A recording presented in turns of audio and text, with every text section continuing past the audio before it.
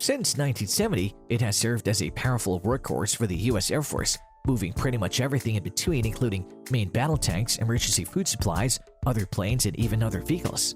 You won't even believe that it has been in service for 50 years and is still serving the country with the same competence as before. What makes the C5 Galaxy such a champion heavyweight of the air? What's the secret behind it? Hello everyone, welcome back to Aviation News.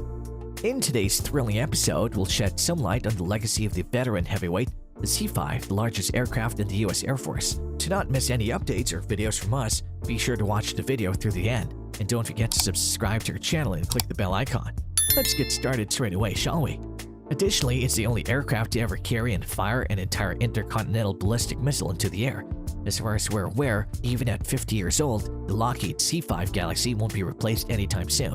At least until 2040, the C5 is anticipated to continue in service. Similar to B-52, since the Vietnam War till the present, the Lockheed C5 Galaxy has participated in every significant U.S. combat. The USAF's biggest transport plane is this one. Yes, even if it's not the largest transport aircraft in the world, the Singular Antonov AN225 Mirror currently has that title. It does provide a fleet of airplanes with a maximum unloaded range of 13,000 kilometers. Even though it may be refueled in the air, its range is reduced to 4,260 kilometers when carrying out 127 tons of cargo. Its actual range, whether it's loaded or empty, is only truly constrained by how long the engine can operate without interruption and how long it'll take to feed, drink, and rest the several crew members on board. The C5 origins date back to 1961 when various firms began looking at the next-generation successors for the Douglas C-133 and the Lockheed Starlifters. A larger airplane was required to accommodate the military's current large equipment, but they also needed to be able to relocate swiftly anywhere in the world. This would require not just an innovative aircraft design, but also engines that were large and strong enough to complete the task. A formal proposal for the CX-HLS, also known as the Heavy Logistic System, was sent to the leading U.S. aircraft manufacturers in 1964. From this, General Electric and Pratt & Whitney each received a one-year research contract to develop an airplane, while Boeing, Lockheed, and Douglas received the same for the engines. All three firms' designs featured swept-back wings and a cockpit perched atop the fuselage. Additionally, they had front and back cargo doors to enable loading and unloading in unison. Although the Air Force believed the Boeing design was the best, the Lockheed option had the lowest total cost at the time. In the end, 81 C5As that were delivered between 1969 and 1973 were constructed by them. The initiative also gave birth to the world's first high-bypass turbofan engine, the large General Electric T39, which was not only far more powerful than any earlier engine, it was also considerably more efficient and paved the path for upcoming engine designs that would eventually power very big commercial aircraft like the Boeing 747. When compared to contemporary engines virtually fitted to the most recent C5M, the T39 and C5 had a relatively loud and recognizable engine sound because of their period-appropriate bypass design and emphasis on loudness. Even though Boeing didn't win the contract, their design wasn't squandered since, even before the competition was through. Pan Am's president requested they develop a supersized passenger aircraft to replace the Boeing 747. Therefore, many of the concepts from the CX design would later serve as a foundation for the Boeing 747. Over the following 50 years, Boeing would produce over 1,550 747s as opposed to 131 Lockheed C5s, growing to become the largest aircraft company in the world and earning far more money. Boeing profited by losing, but Lockheed had mixed results, with the C5 being the first development project to exceed the budget by $1 billion. Additionally, there were issues with the wings since fatigue testing revealed fractures in them. By the 1980s, the C5A's non-emergency loads had to be kept to a maximum of 23 tons out of a total of 127-ton capacity, and a $1.5 billion repair effort named HMOD to replace the wings had been started, doubling the program's overall cost. The Air Force acknowledged that by the Boeing 747's military cargo variant could carry more cargo than the C5 in 1975. However, the 747 was unable to transport large but necessary wartime equipment such as the U-21 airplane, a 20-ton crane, an M22 crane, a rock crusher screen machine, and a ditching machine. Some Pentagon officials suggested that 30 Boeing 747 freight planes, which had no fundamental problems and were proven in commercial usage, could be purchased for the same amount as the $1.5 billion needed to repair the C5. Nevertheless, 50 more C5Bs with enhancements and alterations to make them more dependable and simple to operate were ordered in 1982. Beginning in 1998, 2 of those C-5Bs were upgraded to C-5Cs for use by the DoD and NASA for heavy cargo such as satellites and other space-related products.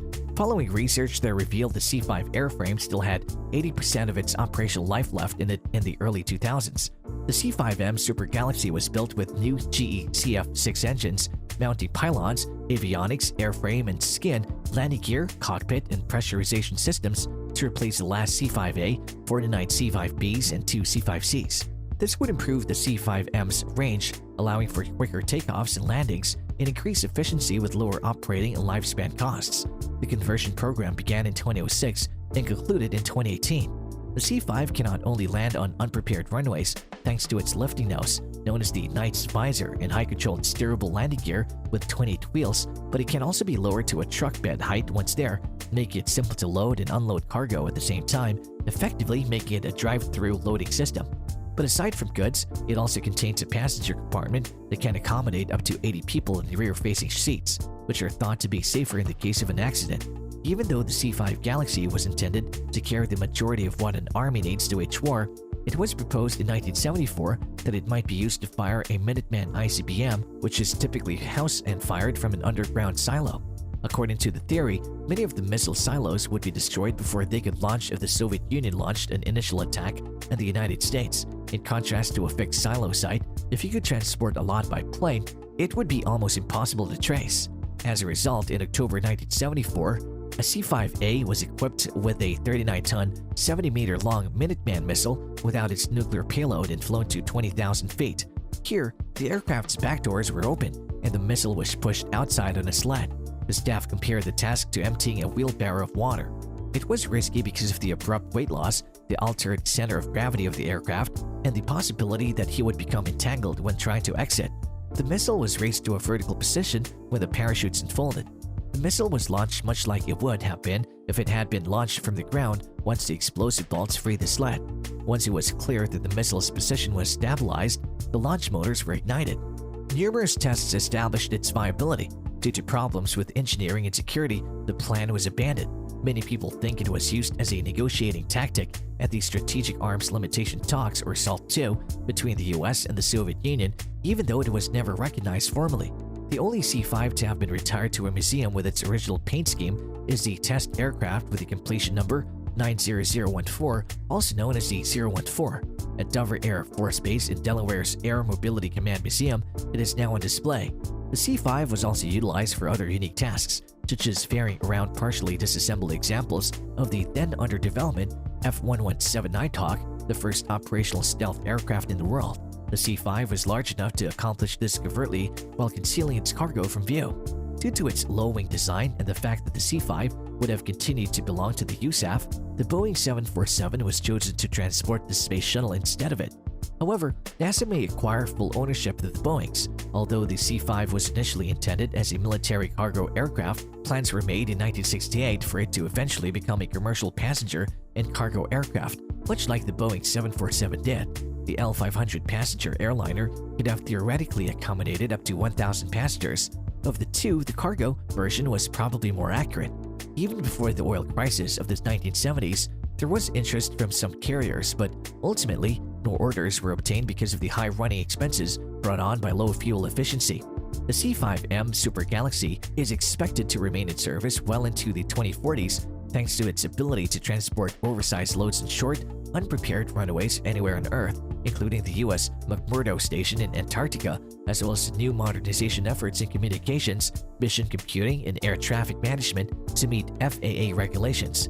It could end up being for much longer if the B-52's example is any indication. Consequently, perhaps after a difficult beginning, they won't have turned out that bad after all. That being said, it concludes our video for today. Thanks for watching. To get more exciting and informative content like this, like this video and please share and subscribe to our channel, Aviation News. On that note, feel free to let us know your take on C5 Galaxy in the comment section as well.